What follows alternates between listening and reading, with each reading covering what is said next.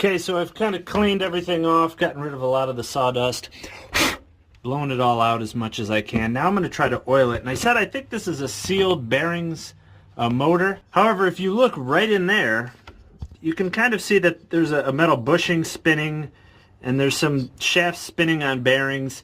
So I'm just going to try to get in and oil as much as I can with some 3-in-1 oil.